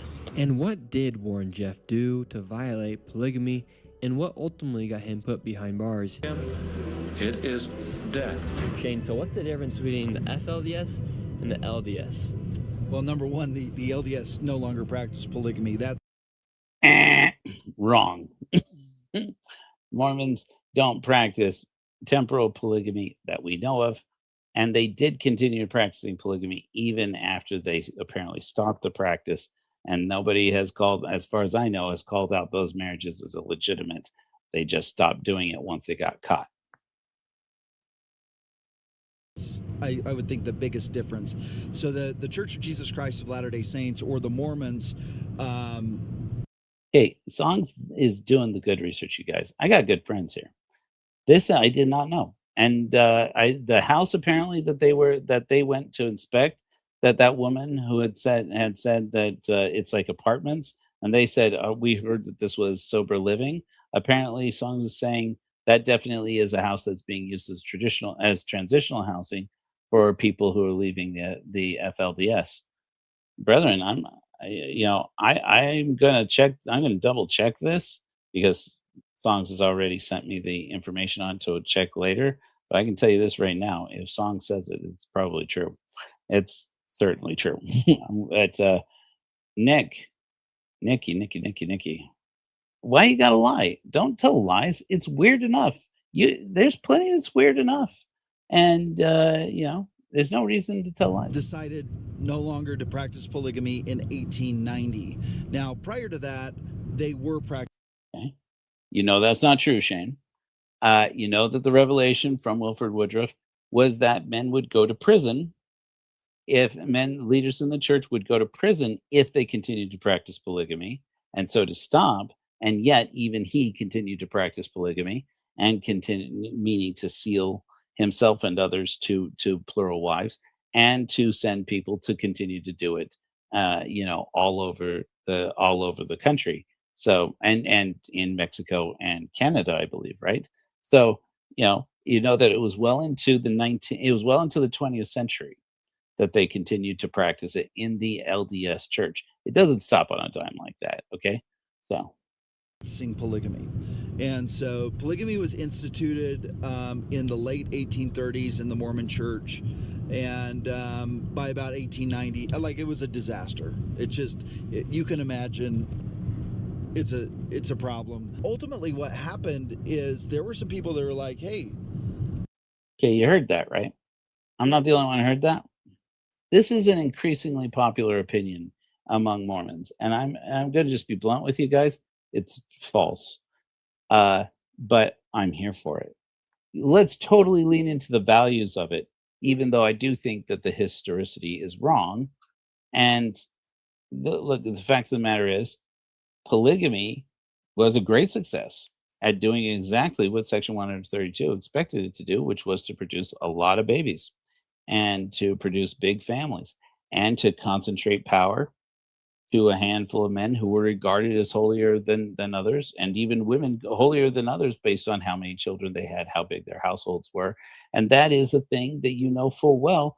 That is a standard that still permanences somewhat in culture today, even though I will say younger Mormons, as more of them I meet, it does seem there's a new culture rising, and I love it, of millennials and Zoomers and whatever else they're called, Generation Alpha, who say who are perfectly happy to have small families and to admit they fear polygamy, don't want polygamy, don't believe in polygamy, and even that they believe polygamy, including Mormon polygamy, is evil. How long before the church either has to change its mind and agree with them, or decide they just can go on without them, or it just becomes more likely, it just becomes a don't ask, don't tell type of thing. I kind of like this polygamy thing. And so they broke off and ended up in this area in Colorado City. They're now known as the FLDS, but their ancestors started out as members of the Church of Jesus Christ of Latter-day Saints. And they consider themselves like the purists. They consider themselves the ones that are living the law. All true, Shane, my boy. Good job. Good job. That section, all true. Also omitted here is the members of the Apostolic United Brethren, AUB, the Kingstons, the what's his buckets? Oh, I never remember the names. The Dream Mind guy. Okay. There were all these varieties, the Laffertys. There are all these Mormon polygamists that have traced back their origins to the same LDS church, their same membership in the church, the same doctrine, same teachings. And the difference between those people and these and modern Latter-day Saints is frankly that these guys believe in the doctrine as it is in the scriptures and as it was practiced in the church's origins, in the church's original time, and well, at least dating back to Nauvoo and arguably back to Ohio. They're practicing it the way that the doctrine teaches to practice it. And your idea is basically the President Newsroom version. If it's not on the church's website, it's not doctrine. If it's not something that the prophets have reiterated in recent conferences, it's not doctrine. And even then we see stuff that they learn. Yeah, no. The LeBarons, the all red group. Exactly. Thank you, Sons. It's a whole topic in and of itself. And all these Mormon polygamists, to say any of them have corrupted the doctrines of the church, maybe, yeah, certainly somewhat. You would expect them to. As much as the LDS church has done, no. And you know what? It's a good effect. The further you can get away from Mormon polygamy, the better. And at least I hope we can agree on that. There you go. That was given to Joseph Smith, and that the Church of Jesus Christ of Latter-day Saints is currently in apostasy, and they are actually doing what God has commanded them to do. Even though they're excellent. Spot on, Shane. The prophet Warren Jeffs is in prison. Even though they're prophets and in prison, they still think they're on the right path. And you I just want to mention this real quick because that's the end of our video there. And that last little sly smile you'll have seen with Shane giving Nick Shirley there is him kind of, well, maybe I'm reading too much into this, Shane. You tell me I'm wrong. It's him looking at him with this face that says, dude, I went to prison. Okay. Doesn't mean that, and he's not terribly proud of it. He's ashamed of it, it seems to me, or at least he's remorseful about it. And he admits that he did wrong. And that's why I've said, don't throw somebody in somebody's teeth, whether they're right or wrong, based on whether or not they got sent to jail or to prison. If he did his time and he wants to move on with his life, well, if we believe in justice, then we have to give them the chance. And I think that Shane has done that, but to say that Warren Jeffs is wrong or bad or that he is corrupt because he got thrown in jail for it, frankly, doesn't track.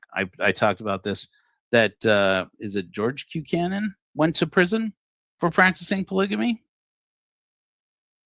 Anybody call him out, call him apostate for that? The whole point of stopping polygamy was supposed to be to keep the brethren out of jail. Okay, let me see if I can pull up this file. I know I took a recording of this conversation that Nick Shirley did with his buddy David. Chain. No, it's not anymore. Radio. Jay Saints. Charlatans never changed. Charlatans Nick Shirley mobile. I team a follow up. It doesn't look like I did. Anyways, we'll just stop. We'll just wrap up here. Maybe I'll bring this up. Yeah, I think I'll bring this up just for fun. This is just a quick clip. I thought this would make an interesting experiment in critical thinking. You guys like It's Always Sunny in Philadelphia? Watch this. Have more than one multiple city. No. We're comfortable with the idea of travel lately. Like, check this out. Did you guys know that Pittsburgh is in Pennsylvania? Yes. Yeah. Now think about that. That's crazy. Like 2 cities in one state? No, that's not crazy. No, not at all. No. All right, I don't think you understand. There's 2 cities in the same state. Like, how's that even possible? All states have more than one multiple city. No. Yes. No. Yes. There's Philadelphia, Pennsylvania. Yes. So that's what Pennsylvania is. Oh, no. Oh, so Philadelphia's not Pennsylvania? No, Philadelphia is in Pennsylvania. What is this man talking about? I'm saying, how's Pittsburgh work? Am I constantly going in and out of Pittsburgh throughout the day? Yes or no? No. Well, explain this to me. Oh, I understand. I think I understand what Finally, somebody he's gets saying he it. wants to go on a vacation. Yeah, He wants to go somewhere exotic. Yes. He wants to go to Fire Island. He wants to go to Greece. He wants to experiment. He wants to try new things. That is not what he said. We're not going to Pittsburgh. Because we're already there. We're not in Pittsburgh. We're in Philadelphia. This is not easy. I've actually been getting a lot more comfortable. In any event, I thought of this while I was working on this segment with Nick Shirley talking about fraud, and I'm like, it's so hilarious to watch this guy. It'd be hilarious if it wasn't infuriating to watch this guy dance around the fact that he doesn't know what he's talking about, doesn't need to know what he's talking about, because his buddy David, who I thought that was a fake name, was the one who did all the research and gave him the times.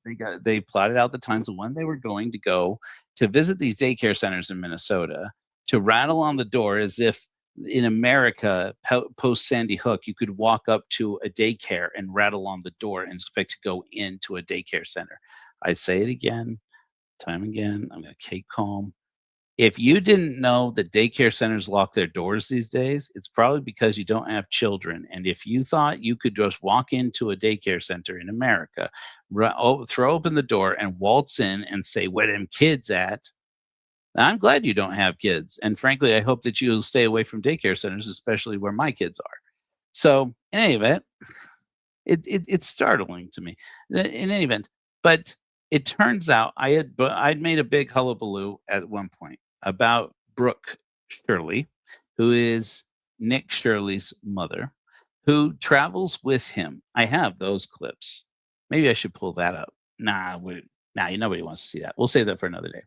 But she does interviews with him on Newsmax, and has done for the past couple of years, where she's proud to present his work in interviewing immigrants and talking about immigration.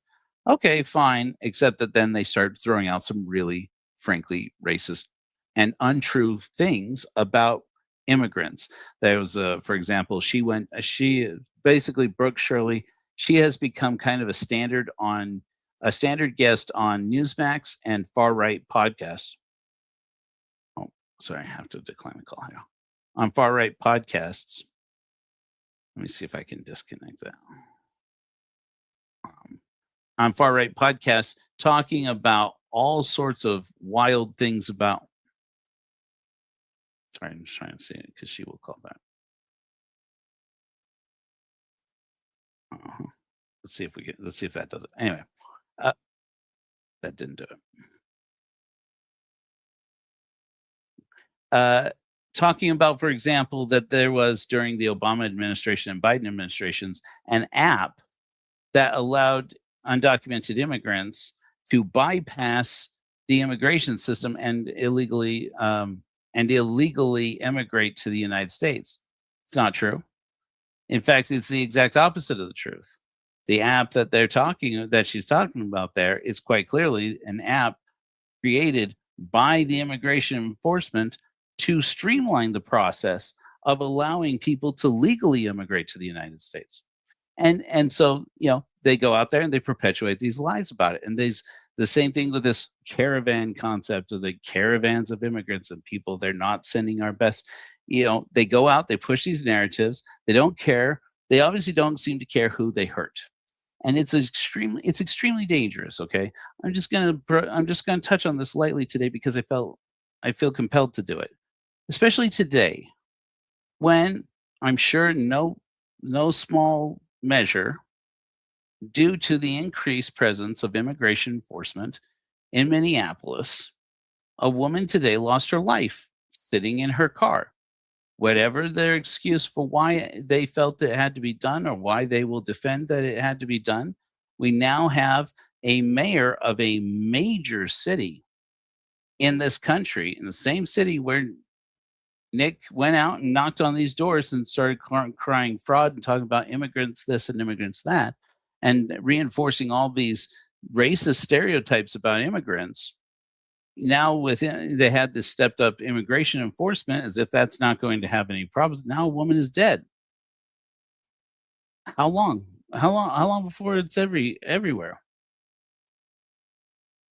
So sorry, I'm being notified. Basically, I'm on the graveyard shift right now. So in any event, look, at the end of the day, we are all Charlie, not Charlie Kirk, but Charlie from It's Always Sunny in Philadelphia. It's like we all there are things that we don't know. Okay, not to sound too Donald Rumsfeldish. Donald Rumsfeld. Yeah. Anyways, there are things we don't know, and of that we're pretty innocent. There are things that we don't know, and it should be beholden to us more or less to at least be curious enough to say, I would like to know, and to try and expand our knowledge so that we can especially so we can make more responsible decisions, especially when it comes to things like policy. But then there are things that we don't know because we choose not to know, or because we choose to ignore it. And this is where cognitive dissonance, which is nothing more than just having two conflicting ideas in your brain at the same time, is a natural part of everyday life for absolutely everybody. Everyone has cognitive dissonance. When it gets toxic is when important decisions have to be made. Is when, and in a country where we can all vote, or most of us, in a country where we can all educate each other and we can inform each other and have better conversations with each other, it's extremely important so that we all understand, make more informed opinions and more informed decisions, that we ask ourselves, what are the things that we just think we believe? Like, you can't have two cities in one state. It might be embarrassing to admit that you don't know something, okay? But sometimes that humiliation has to just be something, that embarrassment just has to be something they're willing to do. And I can do better at it. We can all do better at it. That's the nature of critical thinking. When people say, don't say I don't know how to do critical thinking, and I say, great, tell me about critical thinking. This is what I hope to hear. I challenge my own biases. I ask myself, what do I already believe? And what is the belief that I would expect confirmation bias to confirm?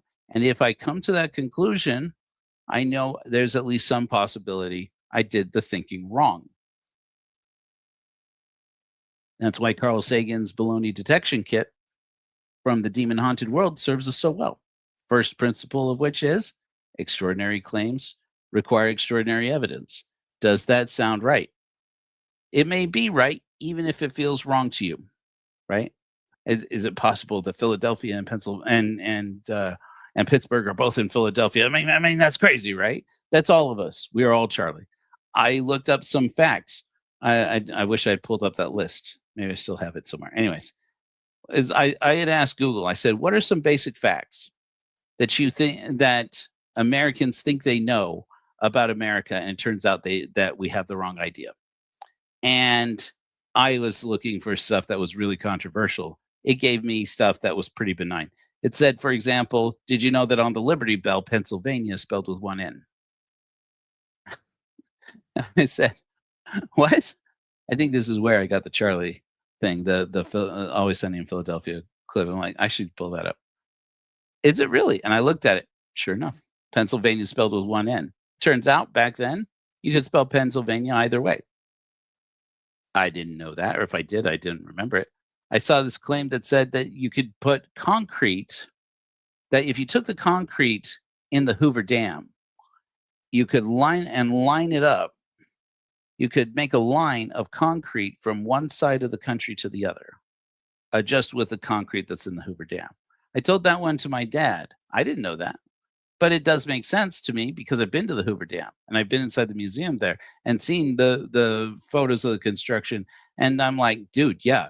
I mean, if you've been there, that's not surprising. That's, if you'd only ever seen photos of it, never been there, that might be surprising to you. But let me tell you, it is not surprising if you've actually seen the Hoover Dam and been, especially if you've been inside the visitor center they have there. The thing is massive.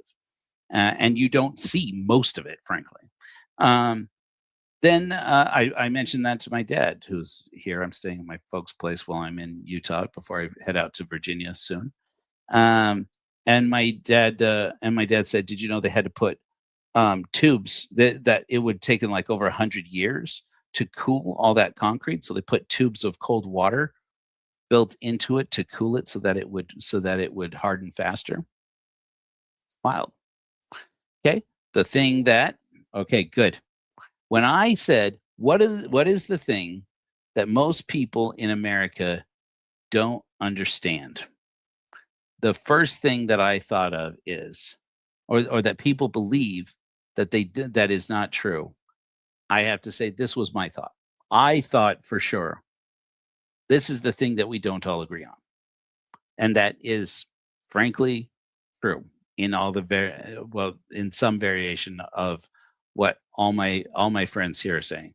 I also feel this, that we are on stolen land, that this nation wasn't just made by immigrants, it was made by conquerors. It was made by colonizers. It was made by oppressors. I won't say that I don't love my country. I won't say that. But I can tell you this, my love for my country is much more nuanced since I got an educated opinion, a more educated opinion about it. And I get why we make up fables and we make up legends about how America was founded and where America comes from. But it's important to know these things the way that the system wants us to learn it, but also to know how the system decides what we learn, where the profit motive comes from. How profits for textbook companies and resistance from state governments like Texas shaped our whole understanding of the world. How the Red Scare shaped our whole understanding of the world. The lies we were told about the Union of Soviet Socialist Republics. It's astounding what we were lied to about. Not that I think that living in the USSR would have been better for me at the time. No, certainly not. No, but I was startled when I learned that, if you go out and interview people in the former Soviet Union, depending on where you go, you'll find people who still pine for the days of the Soviet Union. They loved it. They thought it was great. And life under capitalism not worked out so well. And so, which seems like, once again, extraordinary claims require extraordinary evidence. Wouldn't you expect that if people had lived their whole lives under communism or under socialism, that they might miss it when they turned to rugged individualism and collectivism started to diminish. At the same time, I'll tell you another one that I think that people don't really realize, that we don't know enough about, and that most Americans could do better at, is I don't think people understand how democracy and socialism were absolutely paired at the hip from the moment that socialism was terminology for socialism. That's a thing that you don't get told. I certainly wasn't told in my generation coming up, that to be democratic and to be socialist were basically perceived at one point in time as the same thing, especially when people were going hungry without food stamps. Another one, people tell, I'm shocked that people will say and just repeat things without questioning them and thinking, maybe I'll look that up. Another one is this claim that I've heard all my life and hear it again and again. And here's the claim. You tell me if you've heard this and if it bothers you as much as it bothers me. And it says, you can say whatever you want about capitalism, but no other system has brought people out of poverty, has brought so many people out of poverty. And I look at that and think, okay, clearly not true, but some nuance. I look at capitalism and think if capitalism is a focus on private property as being a fundamental right of individual citizens, especially when it comes to owning corporations or owning businesses, owning profits, being able to generate profits, and doing so without intervention from the government, there is something to say for that. Capitalism drives innovation, that you get different products and that are available. That's clearly true, I think, to some extent. You've heard this story, as far as I know is true, that when the US and the Soviet Union started to talk about life after, what the relationship would look like after the Soviet Union collapsed, I think it was Yeltsin came over to America, and one of the first things that he was on the way to see the president and to speak with with diplomats, and they said, "Is it true that you have supermarkets where it's just full of like multiple kinds of food?" And they were like, "Yeah, like a supermarket." And he's like, "Yeah, they call it a supermarket, right? That's what." Do you think it's possible we could see it? And they took him, and of course there were photographers there, and it just happened to be great propaganda. Well, they took the Soviet delegation around a department store or a supermarket. They were flabbergasted. You get like different kinds of meat, different kinds of lettuce, different brands of this, different kinds of that, and in abundance. And you Americans just go in, you just buy whatever you want. The thing that you'll hear this again and again. Nothing lifts. No other system but capitalism has lifted people out of poverty. And the other side that you hear is that capitalism. Oh, well, I had it on the tip of my tongue here. Oh, that no socialist system in the history of the world has created a system, exists now, or where there is abundance of resources and where that generates wealth. And I was talking a little bit about this on my conversation. In my conversation I had with Diamond Dave on Sunday. Those of you who are here for that, I said that's just blatantly untrue. When people used to tell me on TikTok, I used to get in these arguments all the time. People say, "Name me one country where socialism has worked." They'll say. I say, "I got a great one for you. The United States of America." And I say, "What?" And I say, "The United States of America. You don't even, you live in a socialist utopia. You don't even realize it." Okay.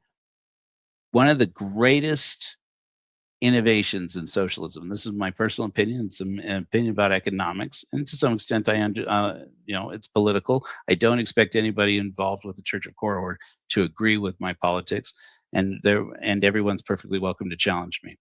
But I'm just saying this from a matter of historical record and talking about critical thinking.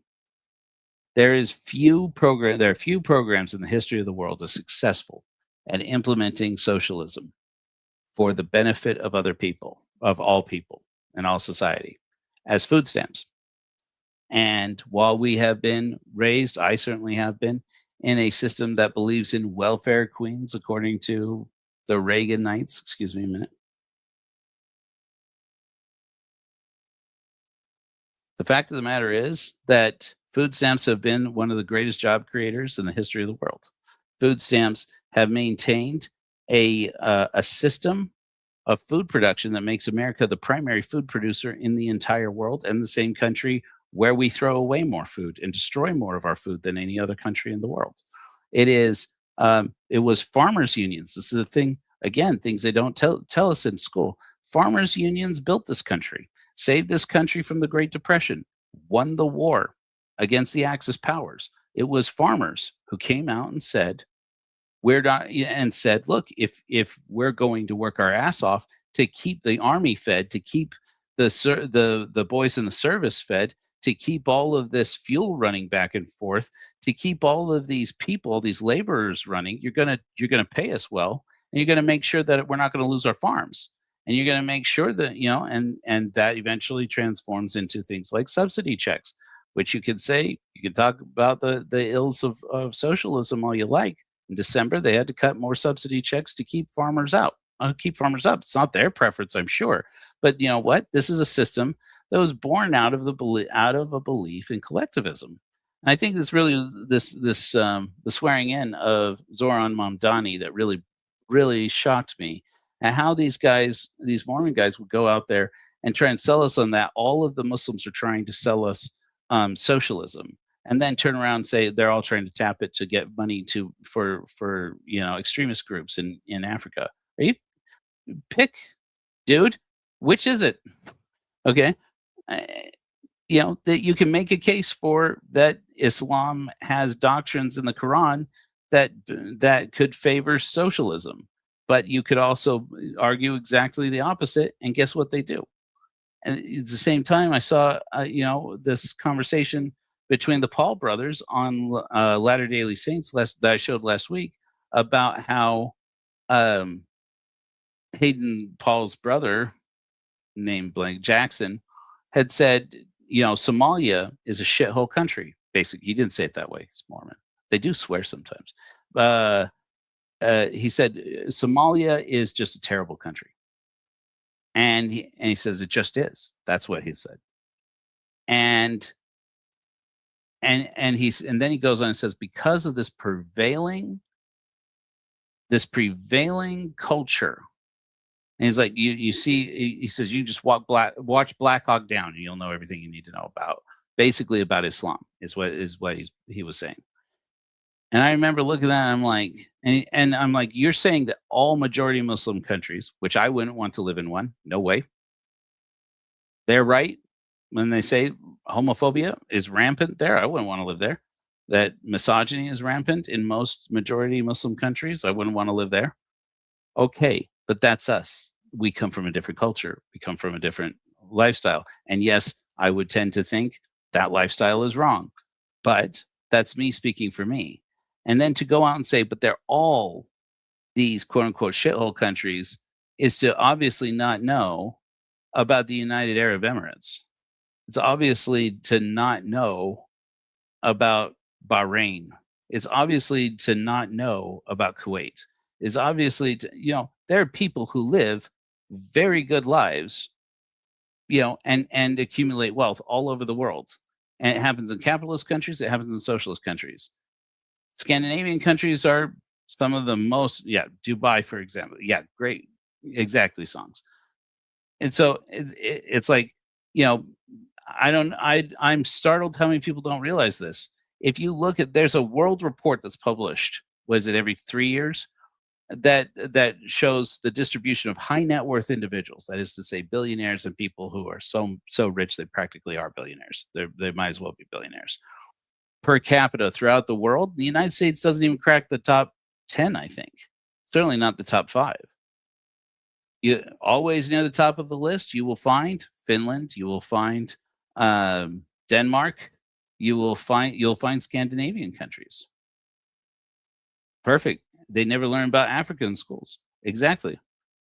The very fact that songs, I hope you don't mind my mentioning this. I think we had this conversation privately, but I'm going to say it here.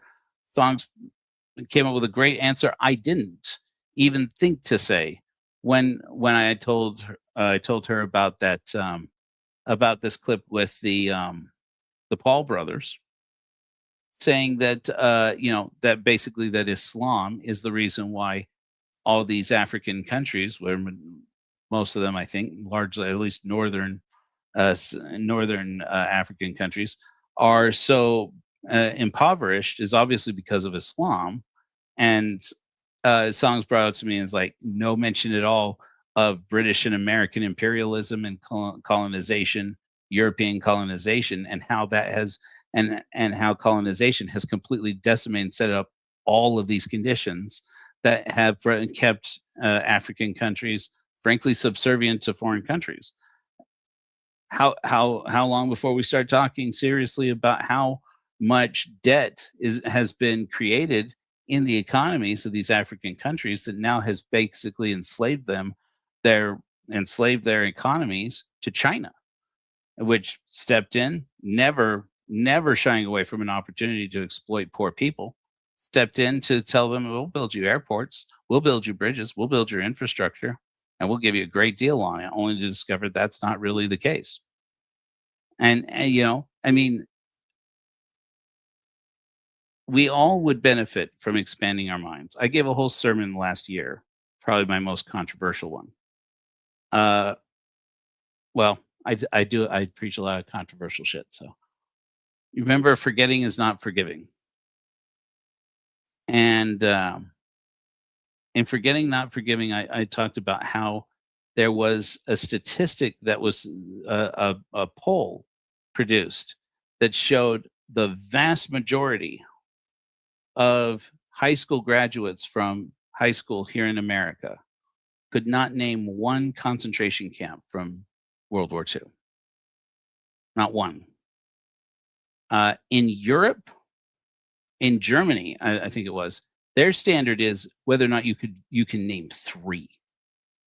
Whether or not you can name three concentration camps, I believe it was. And if you couldn't, you didn't pass. You couldn't graduate without knowing at least knowing what the concentration camps were. This is a country that that still bears the scars of this thing that was done by the ancestors of many people who live there still. Okay, it's important in a day and age where people go out and start pointing fingers and at who really got Charlie Kirk. And there's at least some people in every room that if you have a big enough conversation, here in America, you got enough people in conversation, it's important to point out once and say, it's not the Jews. Okay? Whatever you've heard, it's not. That doesn't even make sense. Think about what would be necessary to make sense. It's in exactly the same way if we take something a little less charged, but still just as ludicrous. If you have a certain number of people in a conversation in America right now, and you talk about science, you're going to have to mention that the Earth is over 10,000 years old, and that's not really a matter of opinion, and or that the Earth is round, and that's not a matter of opinion. We can't have basic conversations about the weather without acknowledging that the Earth is round. And this is why it's important for us to teach critical thinking to our children, but also to go throughout our lives improving the process of critical thinking, which is the reason why Hellfire Agency exists, so that we can exercise greater critical thinking. Thank you. Hey, Tim passes. Who would have been? Who's surprised? It's important to understand how we came to be. Oh, really? Wow. I didn't know that. It's important to have more productive conversations and to open up to those who disagree with us and say, can we have a civil conversation? And so I would like to invite anybody I have highlighted here to come on my program. If you'd like me to come on your program, I'm willing to, even if you just want to have a private phone conversation where you can call me out and say that I did you wrong or did you dirty. I'm here to have that conversation. But forgetting is not forgiving. For the oppressor, it's so much better because no one holds you to account if they don't remember. There's a reason why you can ask people how Hitler died and they can give you some answer. Some people can give you some answer. But you ask people how Mussolini died, not so many. There's a reason, right? That doesn't just happen out of the blue. There's a reason why the same man who tried to convince the world that, Uri Geller, that he could bend spoons with his mind, became one of the primary leaders of the flat earther movement. That doesn't just happen.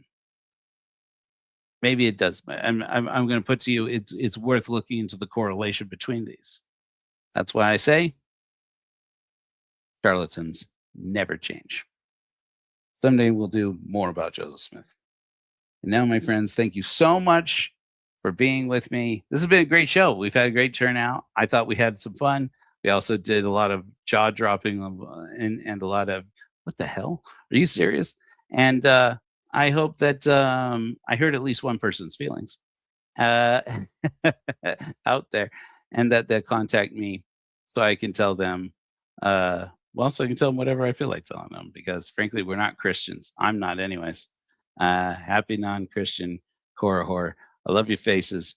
Flash bright, my friends, and don't forget, especially in the case of Joseph Smith, charlatans never.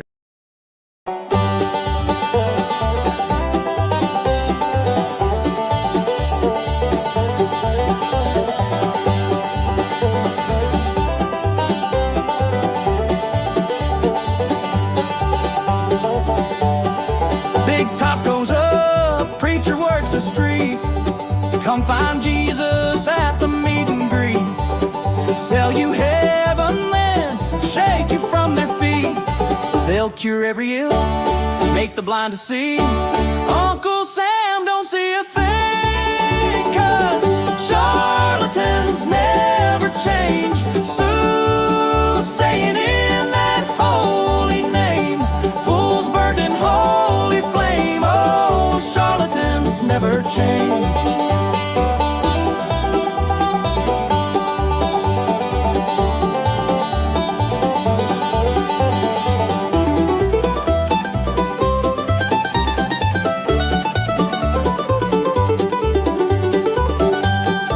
Snake oil on order, freedom isn't free. Miracles on the phone and on TV. Got me again, bigger fool me. They'll raise the dead, they'll cure your gout. Pass the plate, take a pass on down, 'cause charlatans never change. Saying in that holy name, fools burnt in holy flame. Oh, charlatans never change.